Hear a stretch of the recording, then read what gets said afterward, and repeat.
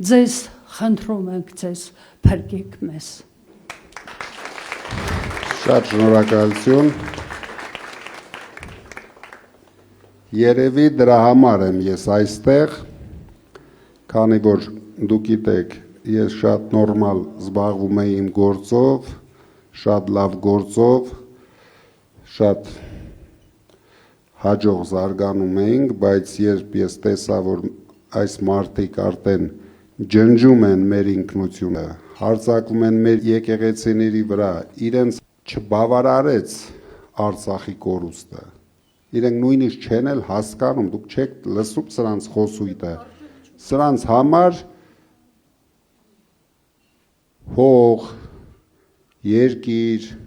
ինքնություն, եկեղեցի բառերը շատ խորտ են։ Մենք ձեզ հետ պայքարելու ենք, մենք իրոք ուրիշ ձև չունենք, մեր ժողովուրդը ուրիշ ձև չունի, պետք է ոտքի կանգնի։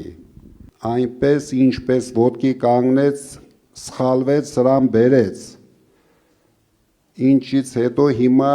վախենում են ընդունեն իրենց սխալները։ Մարդիկ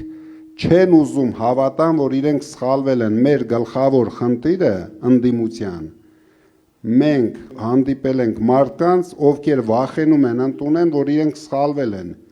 Իրենց թվում է դրանից հետո աշխարհը փուլա գալու իրենց գլխին, բայց չեն հասկանում, որ ոչ մի բան չի լինելու,